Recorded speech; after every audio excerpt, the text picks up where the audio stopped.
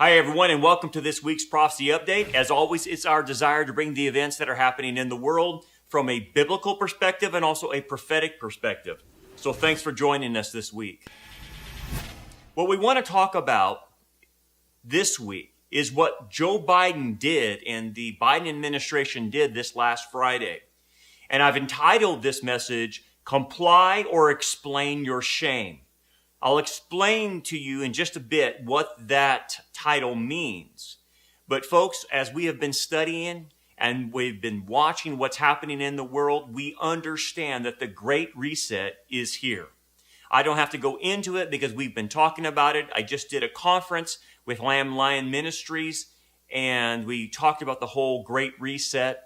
And anyway, it's being used to destroy the governments, the nations around the world to implement a Babylonian system. And now America has been targeted, and America now is being used, our system is being used now to usher in the Great Reset. And they're destroying what America was and ushering in this new America, this Babylonian America, along with what's happening in Australia and Canada and all over the world, Europe, and all over, the globe, basically. The Great Reset is a global thing. It's to usher in the Babylonian system. And we obviously know they're destroying countries in many different ways, including America. They're coming at it in all different types of forms and fashions to destroy each sovereign country and then reset it to the Babylonian reset. Anyway, we just want to highlight one aspect that just got introduced into America last Friday. And if it hasn't been introduced into your country, eventually it will. And so, again, remember, the prize for the globalists was America. And so now they're single-handedly taking it down through the Biden administration. They're pulling the strings of the Biden administration to take America down. And basically what the Biden administration came out with last week will exponentially speed up the Great Reset here in America and then eventually around the world. And so we want to talk about that today. We want to look at the different aspects.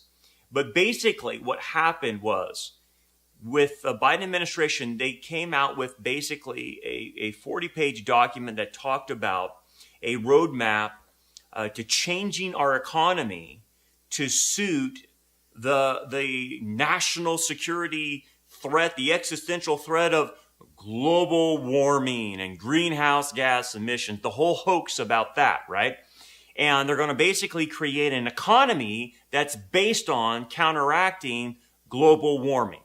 Now, you can probably imagine all the craziness that's going to come from that. But this is what they're trying to implement, and they're going to implement, and we need to be aware of it. If you want to see what's all in the document, all you have to do is just go to whitehouse.gov and you will find the information there. You can read it for yourself. It's a 40-page document. And so let's go back a few years to where a lot of this began, obviously with the Paris Climate Agreement that came about in, I think it was 2015, if I'm right on my numbers. And remember, Trump got America out of the Paris Climate Agreement because it gave trillions of dollars to these fools to redistribute wealth among third world countries and would basically bankrupt the United States. Well, anyway, of course, Biden gets in there and he gets right back in it. And so this Paris Climate Agreement, which siphons money, trillions of dollars off of first world countries, if you read this, and Glenn Beck, who pointed this out on his radio show.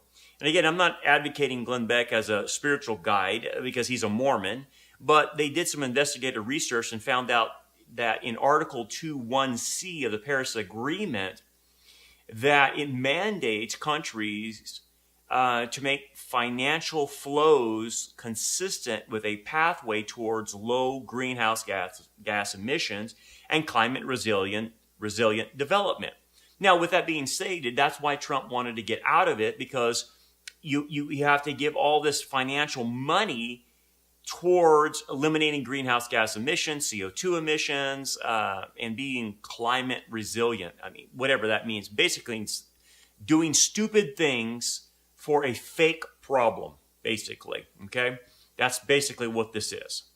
Well, anyway, Beck made some interesting notes about this, and I want to highlight that. Again, I'm not advocating Beck's theology, but the folks at the Blaze did some good research on this, and I want to bring that to light to you guys and then tie it in spiritually.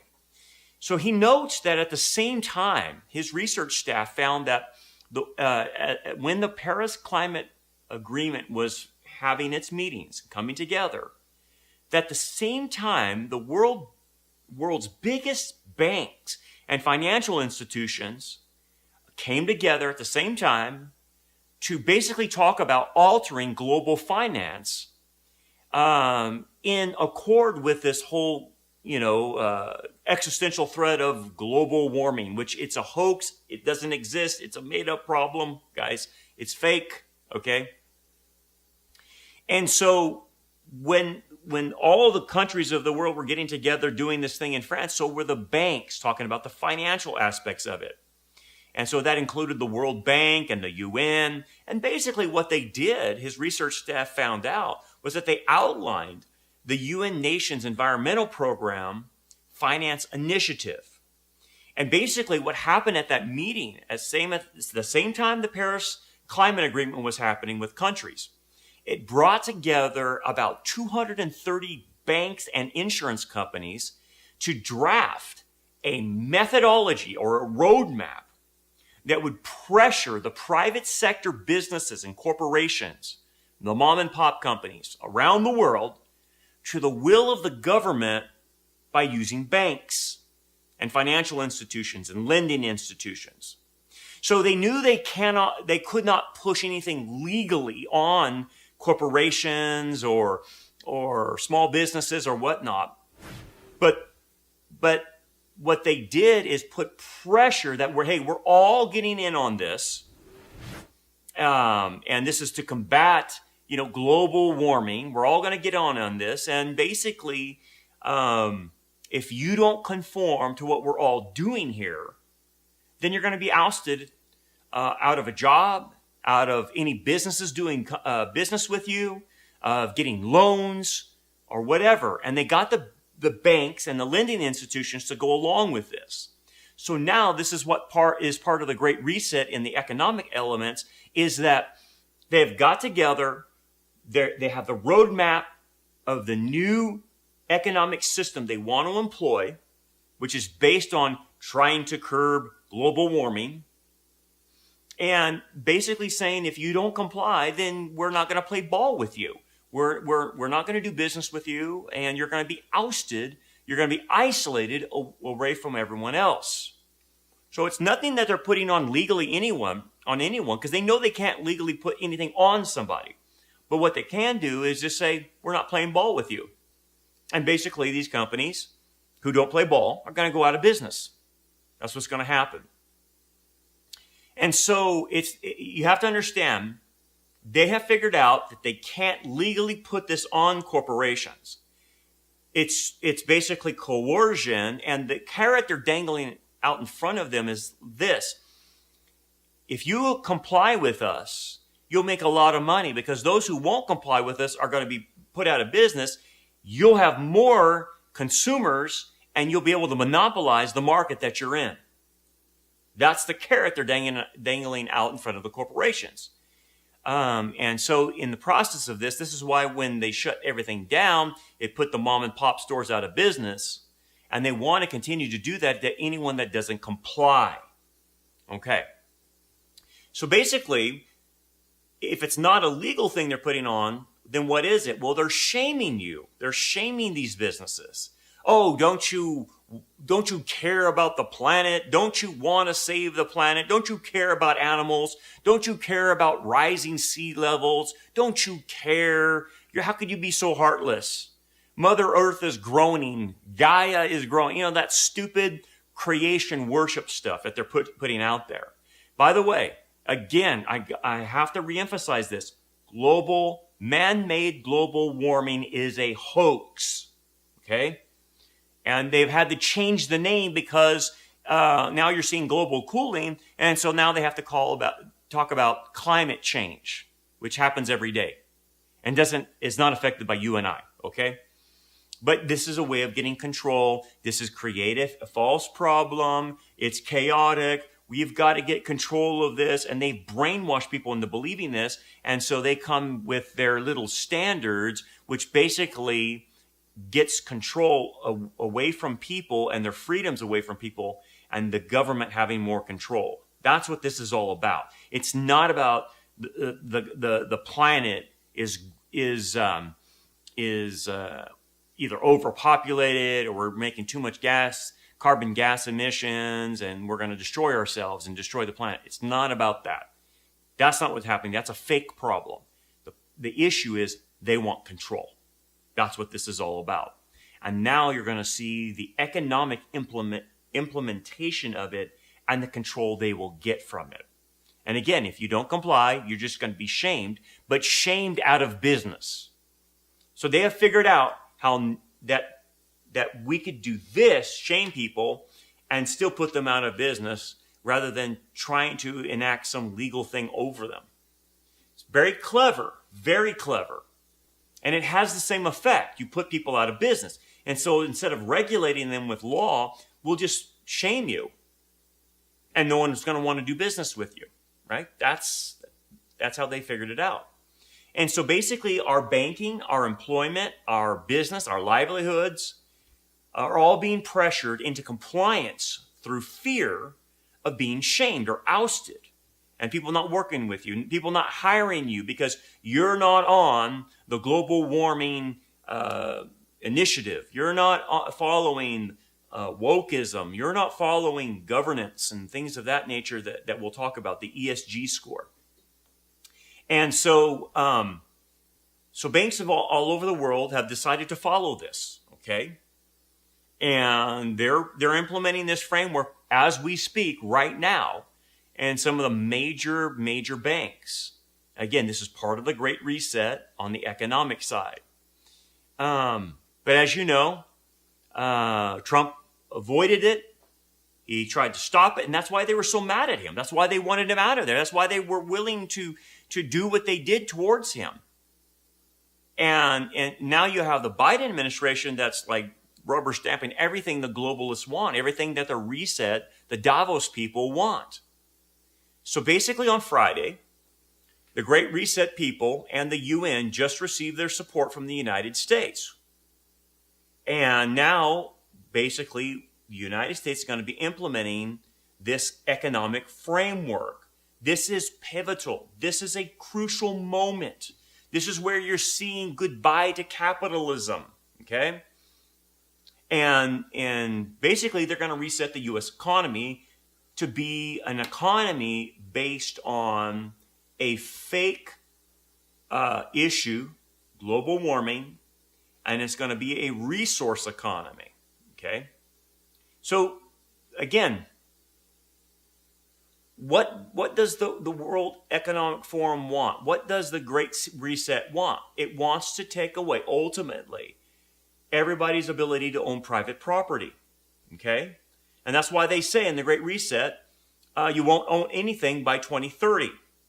You'll just rent everything and basically turn everyone into slaves. And they're going to do this, convince people of the world not to own anything, to just rent everything for the sake of the planet, for the sake of carbon gas emissions, greenhouse gases. So they're going to convince people to give up their private property, or either force them to, but that's where this is going. So now you have seen the first implementation, the stair step towards this, and it starts with shaming people, shaming businesses into compliance, because they know they can't do it legally. So in this 40-page report called The Roadmap to Build a Climate Resilient Economy, you can read it for yourself. Go to documentcloud.org from the government website. You can read it there. It's all right there in front of everybody to read. It talks about restructuring the U.S. economy based on, obviously, this pseudo-climate change hoax. and basically said that, climate change is a national security all of a sudden. It's a national security. They've ramped it up to this level, that it's an existential threat. Oh, no, not Iran, not North Korea, not China, not Russia, but climate change. How stupid. And yet people will believe that. People will believe that. The majority of people believe this, okay? They're putting it on the level of an existential threat. Crazy. Well, anyway, the White House has directed the Secretary of the Treasury to begin this restructuring of our economy, under the Financial Stability Oversight Council, okay? And so it has all the tags of, okay, we're going to do this. And we got all the Secretary of Treasury and the Financial Stability Oversight Council to implement it. And so this report that came out by Biden, it notes this. This report lays out a roadmap for measuring, disclosing, managing, and mitigating climate-related financial risk across the economy, including the federal government, which also catalyzing public and private investment to seize the opportunity of a net zero clean energy future. Now, that's all terms basically saying, look, our economy is going to be based on clean energy and net zero carbon emissions, okay?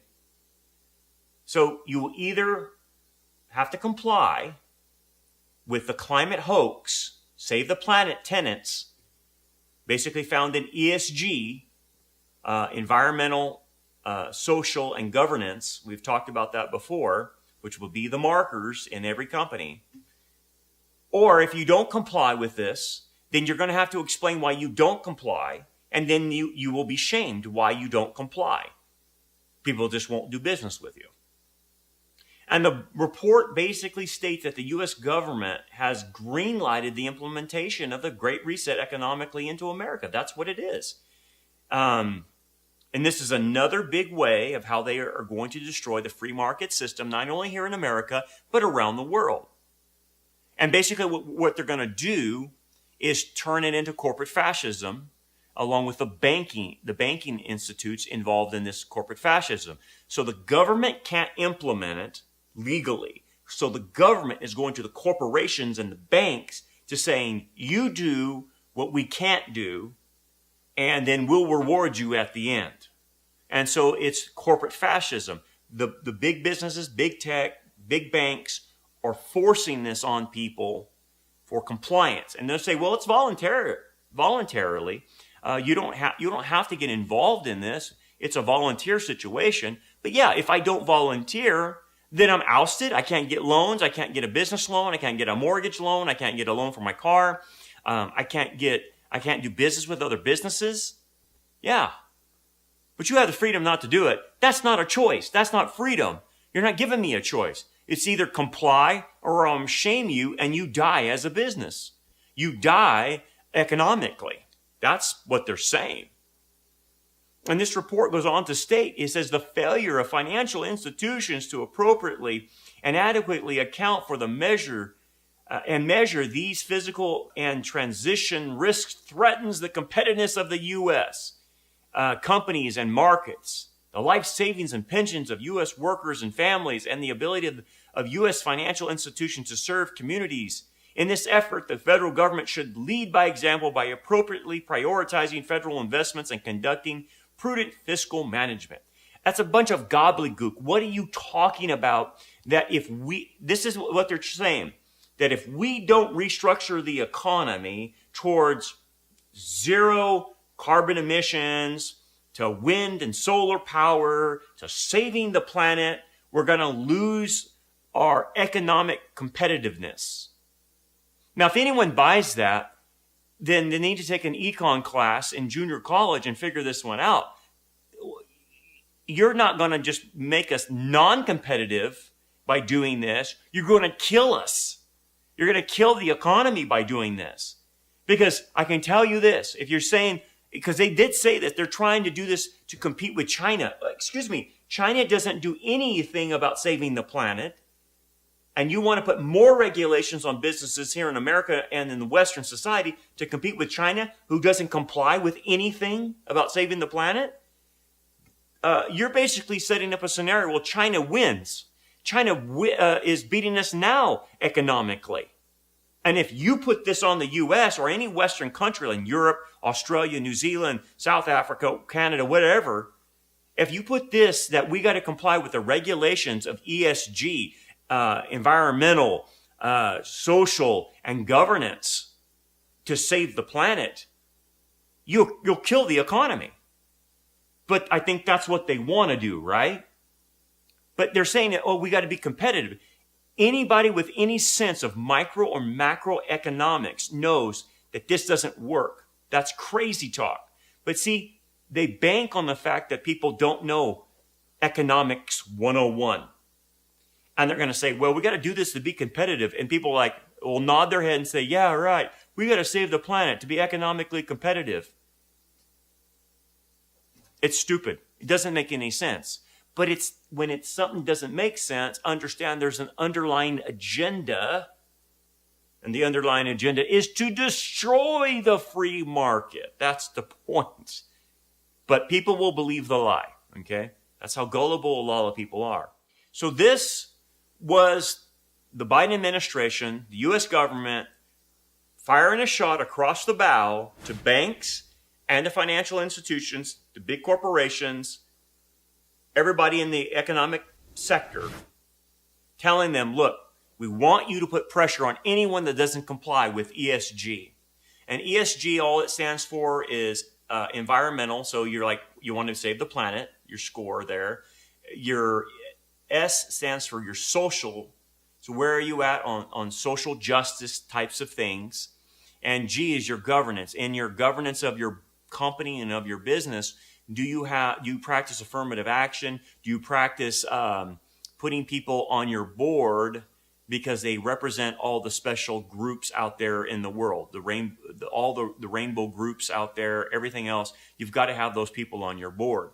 Now, the whole thing about this is the ESG score is likened to China's social credit score.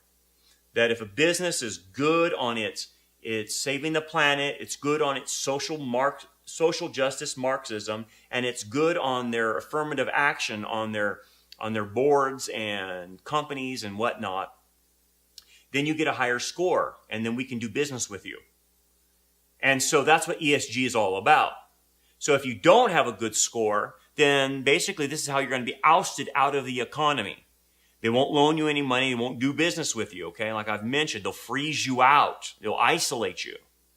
And so you can never you never sue them because they never did anything illegal to you. They just said, I'm not going to do business with you. That's all, because based on your ESG score. And so they're forcing compliance without legally mandating compliance. And so if you don't comply, you confess that, basically. You have to write out what you want to say, why you don't do it, and then you go broke because everyone won't buy your product. And as Beck notes, and if you read the 40-page report, it mentions a law in France that they borrow a term from. It's called France's Energy Transition Law, which uses the terms comply or explain. And basically outlines how every bank or company or lending institution needs to provide a full disclosure, full report to why they're not practicing ESG, why they're not trying to save the planet. Now, this phrase comes from the Cadbury Code of 1992, and it's been used in different countries like Germany, France, Belgium, Greece, even in Pakistan, Malaysia. But rather what it is comply or explain. Instead of setting out binding laws that come from the government and are enforced by government regulators with a code that people have to follow, it basically gives the companies the option to either comply with it, or if they don't comply, then explain publicly why they do not. And that's where the shame factor comes in. Well, why don't you want to save the planet? Why aren't you for social justice? Why aren't you for affirmative action? Why are you not? So you see, they out you. They shame you. That's what this does. And so basically, if a company deviates from the standard code of ESG, saving the planet, all that stuff, they're required to disclose the explanations publicly to market investors and consumers. Well, basically, they out you, right? So if the customers or investors do not accept what the company's explanations for not following ESG, then the investors will sell their shares, pull out, the customers won't buy their products, and basically the company will go broke. It's a shame tactic. And basically, this then creates what we call a market sanction rather than a legal one. And thus it avoids legal ramifications. So they've been pretty smart by doing something like this. They basically shame you out of business. That's what it's about. So really what this is they'll say it's a voluntary regulation, but really it isn't. Or they say you'll have the freedom to you don't have to comply, but you just be put out of business within a year. That's coercion, right? That's hijacking. That's holding someone hostage, basically. So what you're dealing with when you do a shame thing like this, it's based on attacking the person's reputation with a false morality. Okay? The false morality of saving the planet, the false morality of social justice, the false morality of affirmative action on various groups, not based on meritocracy, but based on the behavior of the individual, the look of the individual, whatever. And so it attacks you on your reputation, okay? And shames you to the world's standards, not the God standards, but to the world standards. And that's what it really does. And those who live by the world, live by the world's values, then they're going to be shamed into compliance, basically. That's what's happening. So there is a punitive element in it. And the punitive element is eventually we will shame you so bad, no one will want to do business with you. So here are some points in the report that I'm going to explain to you what they mean and the implications of it, okay? So you'll have this on the screen. The first point that they point out is incorporating climate-related financial risk into federal financial management. Now, first of all, they're saying in this that the federal government's going to manage this, okay? They're gonna look at the financial risk of businesses and banks and companies. The federal government will manage this, and whether or not you comply, that's what they're talking about. The federal government is going to check whether you comply or not, okay? The other point they say is this, using federal procurement to address climate-related financial risk. So what does that mean? Again, the federal government will look to see what kind of federal contracts are out there with businesses. And if they don't have ESG compliance, then you can't work with the federal government and you're going to lose the contract. And it's, again, comply or explain your shame. Or how about this next point? Protecting life savings and pensions from climate-related financial risk. And they keep saying climate-related financial risk as if we don't get this climate thing under control, it's going to risk us all financially. So they're trying to, again, make a false problem that because of global warming, you're at financial risk, which doesn't even make sense, but people will buy into this. And basically, look, they're going to say this, protecting your life savings and pensions. Look, you're going to lose your banking ability if you don't comply, is what they're saying. You're going to lose your insurance if you don't comply. That's what they're saying. You're going to lose your pension and savings if you don't comply and explain your shame. Well, again, how would they do this? Well, again, going to a digital currency, they could do this. They could see, look, man, your ESG score on a personal level does not match our banking institution's ESG model. We see by your social media that you are out of compliance, that you don't hold views that we hold. So, we might put a stop to your pension. We might have to tax your pension. We might have to tax your savings or whatever, or freeze it. You'll lose the ability to bank, basically. That's where this is going. It's not about protecting your savings and pensions. They're saying, look, if you don't comply, we'll affect your pension, we'll affect your savings, we'll affect your insurance. That's what they're saying. The other bullet point that they say is incorporating climate-related financial risks into federal lending and underwriting. Okay? Now, what they're wanting to do eventually is federalize any type of lending. First of all, you can see federal lending and underwriting, right? This is what they want the banks to comply with. That they don't want banks giving loans to people or companies who don't comply with saving the planet. They don't comply with the ESG score. And if you don't comply, then you have to explain your shame. And so they want to be involved in who gets loans and who doesn't. And only those who are ESG compliant get the loans.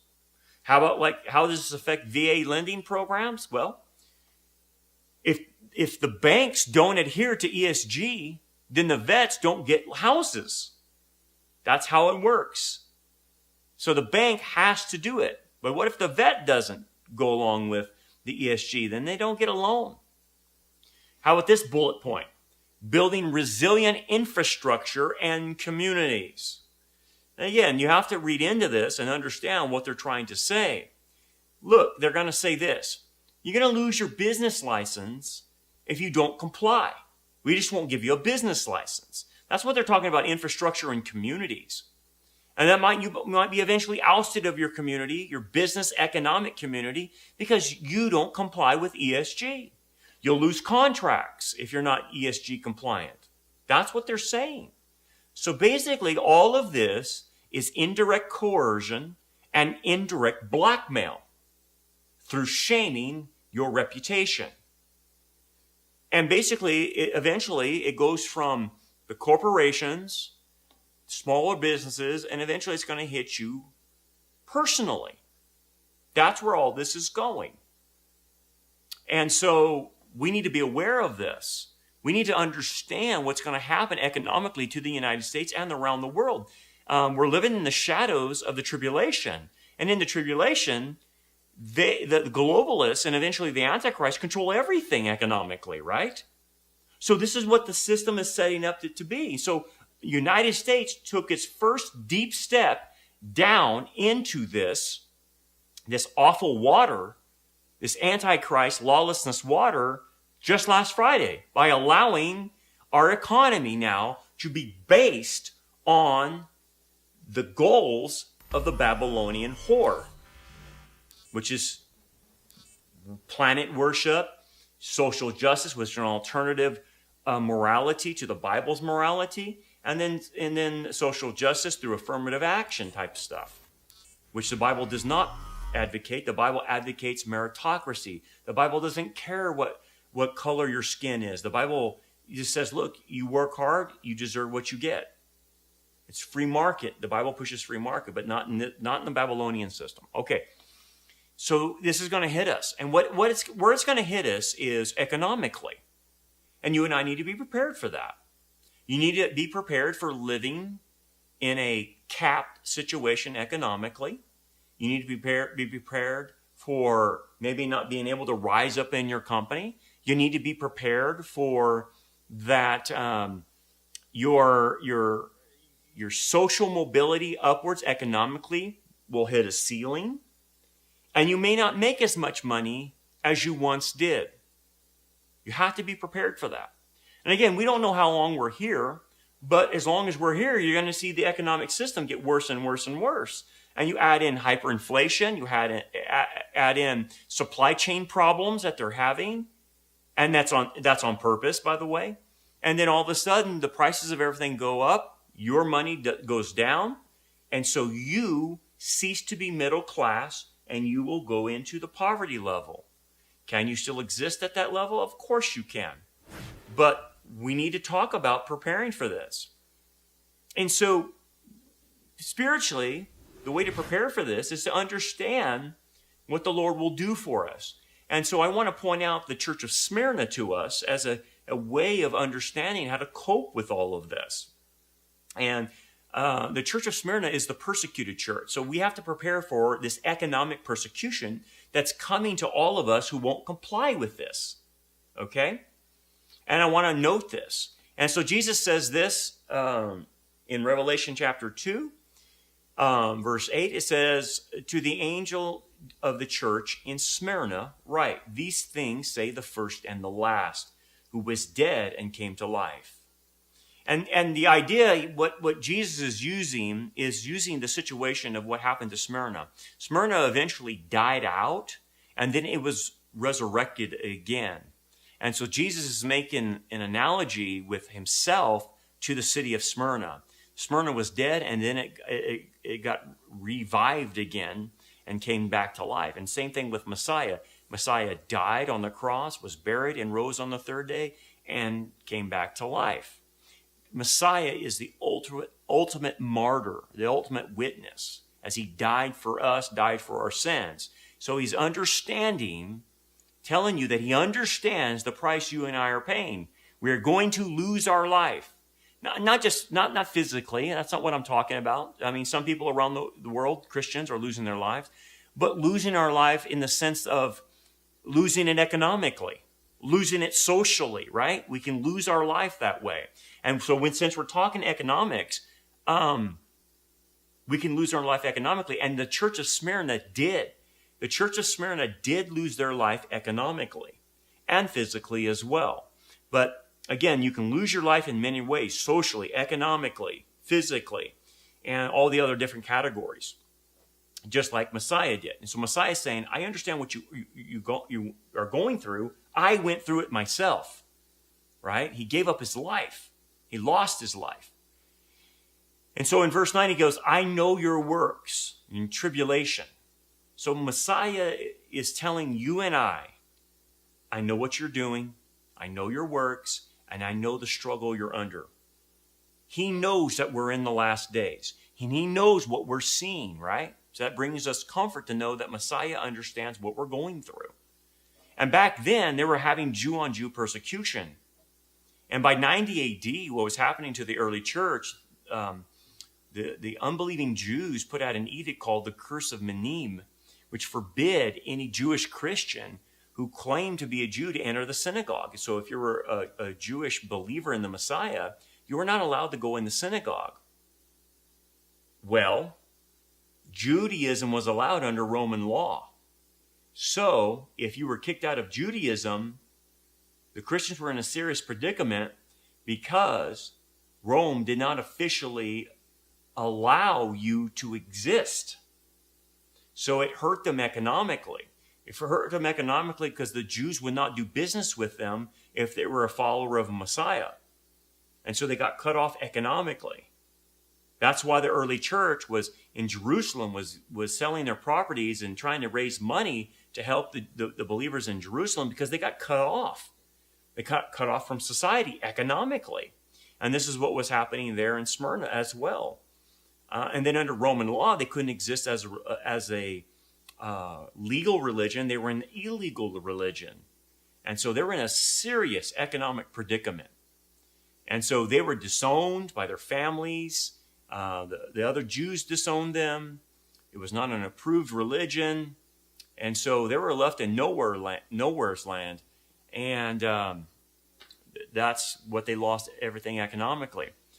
I don't know if you ever know the story, but church fathers remark on Nicodemus.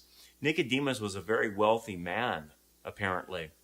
And because Nicodemus became a follower of Messiah, he lost everything economically. So by the time that Nicodemus dies, he dies as a pauper. But that's the price he paid economically for following the Lord. And it's the price you and I are going to pay for following the Lord as well. Anyway, the funny thing about this city It was extremely prosperous, Smyrna. It's one of the richest cities in Asia. And so when you had these believers' poverty in contrast with the riches, it really became a well-known contrast. And so their poverty was not a result of recession or economic conditions. It was a result from being pushed out of society, like you and I are having against us with what Biden just pushed there that we talked about. But anyway, their poverty then that the Messiah talks to them about, it's called complete destitution, really. It's the way you should interpret it. It's like that one basically only has the necessities of life, but nothing superfluous. So basically, you have enough to meet your needs, but that's it. So anyway, that's the kind of poverty that they were being hit by, and it could be the poverty that hits us as well. And anyway, these people, these Christians' livelihood were completely destroyed. Their property was seized. They were humiliated, stigmatized, slandered, harassed, physically assaulted. Many of them couldn't have prominent positions in society. Many were forced to menial labor, low-wage jobs. They gathered in caves, catacombs, and other hidden places to survive. If we are still here for some period of time before the rapture hits, then you could possibly see this. We're going to be stigmatized, slandered, harassed, our property seized. That's what happened to them. We're not above what happened to them. And so today, even right now, people are losing their jobs because they won't comply, and losing their business because they won't comply with the world system. They're being pushed out of society, being targeted. And ultimately, in the tribulation, all believers will be pushed out of society, for you won't be able to buy or sell without the mark of the beast, right? That's where it's going. And so in Smyrna, there was a smear campaign going on, and they were lying about these believers. Well, that's what our society is doing to us. It's a smear campaign, saying that we don't love everybody, that we don't care for the planet, that we don't. So basically, they're lying about us by saying we don't, we are the most hateful people on the planet. And they did the same thing with those Christians back then. They accused them of being cannibals, accused them of being infidel atheists because they wouldn't worship pagan gods. They said they were involved in sexual orgies.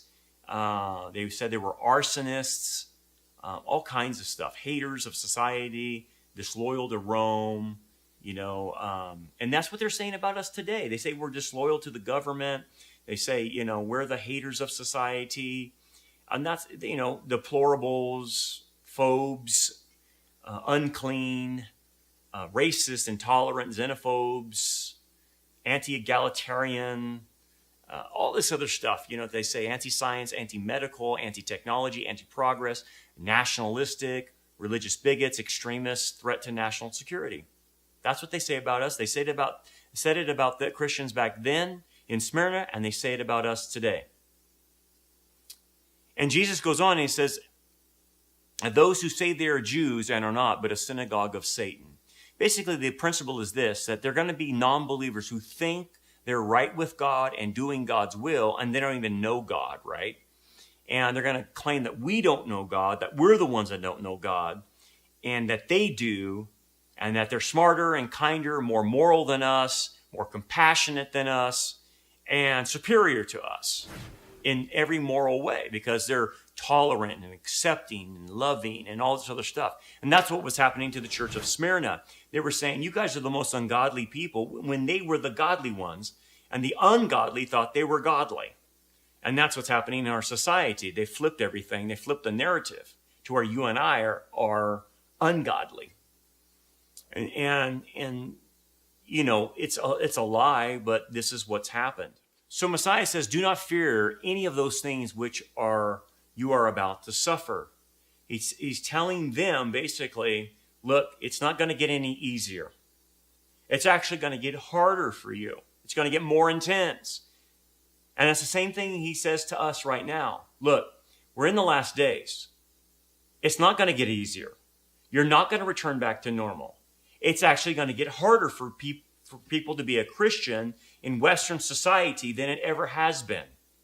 It's going to get more intense. But then what's the command? Do not fear. It literally means fear nothing.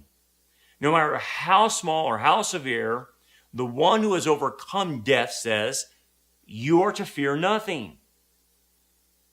And so that's a command. So basically when Messiah gives us a command, don't fear, it means you do not have the right to be afraid. Okay, that puts it in a different perspective. I don't have a right to be afraid? No. Why? Because Messiah is in control. Messiah will take care of us. Well, Messiah will provide for us. That's why. And he says, indeed, the devil. And he mentions the devil because he wants you and I and the church of Smyrna to know who's behind all these people.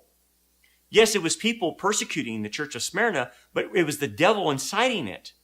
So all these people, like the Biden administration, the globalists, the bankers, the corporates, big corporations, big tech, they're being inspired by the devil. The devil is the one who's behind all of this. He is the one pushing everything.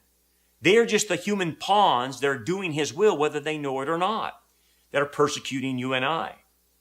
So he's behind the scenes, and Jesus says, I want you to know that. It's not just them, it's who's behind them. And he goes, he's about to throw some of you into prison that you may be tested. And he's saying, look, concerning the future, you're going to go through a test. And that's what he's telling us. The church is being tested. Some of them would face prison, severe testing, even death. The same was true for us. Some of us are going to be tested to the point. Will you give up your job, or will you keep it out of fear? Will you take your stand knowing you're going to be ostracized from society and even your family? Will you do the right thing? So this is the test that's coming to all of us. Will we stand the tests in light of all this of economic persecution? And then he basically says it's going to be for 10 days. And basically the idea is it's a short period of time. It's a season. The reference to 10 came in history, the 10 Roman persecutions that came upon Christians, official Roman persecutions.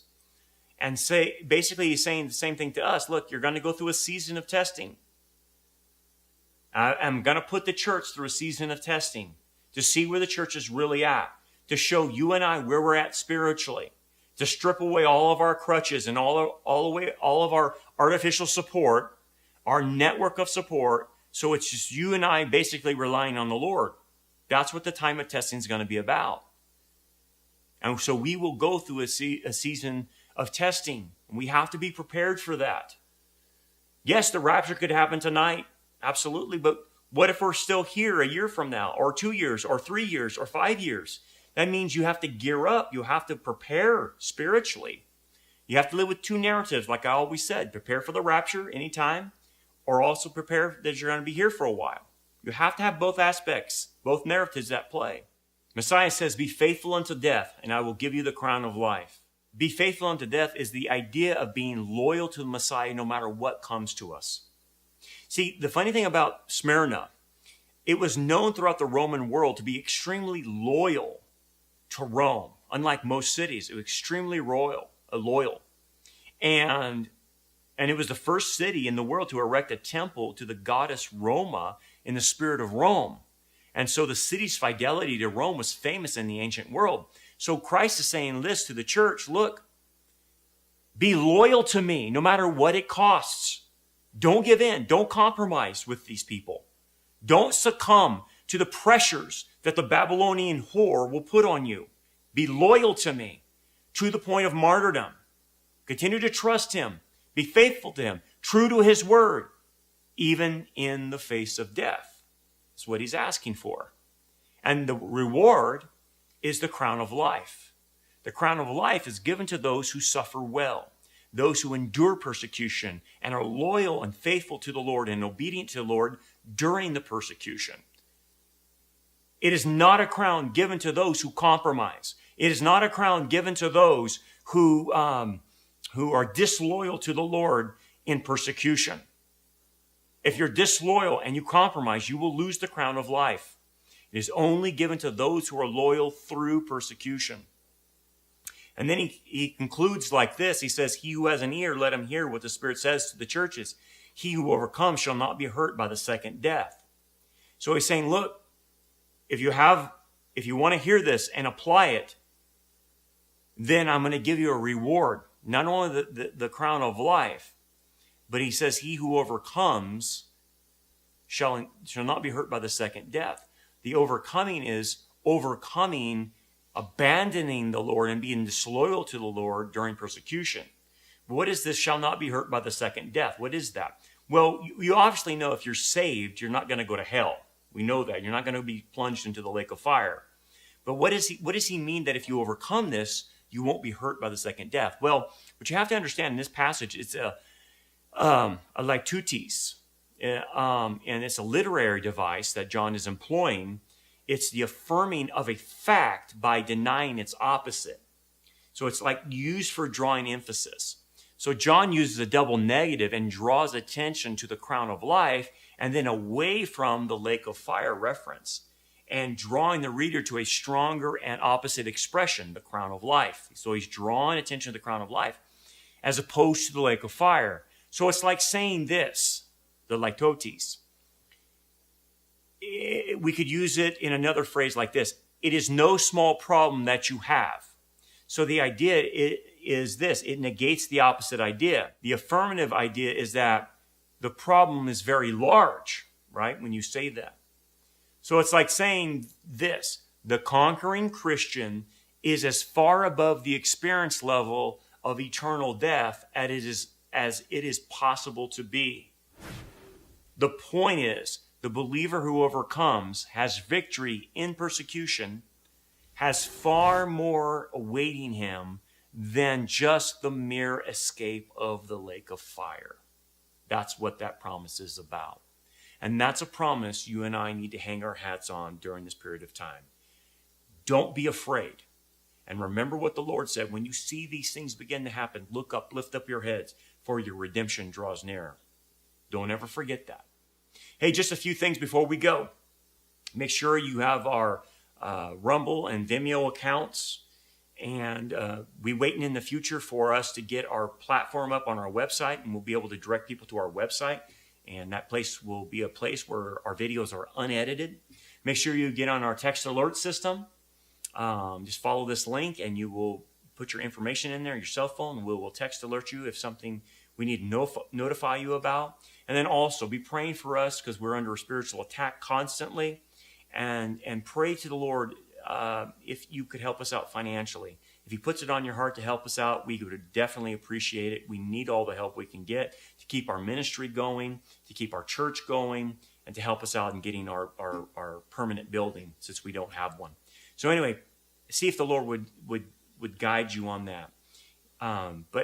Again, thank you for all the support you have given us. We thank you for all the help that you guys have given us. Pray for us.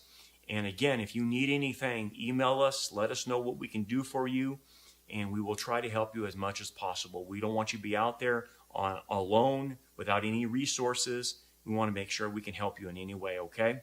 God bless you, and we'll see you next time.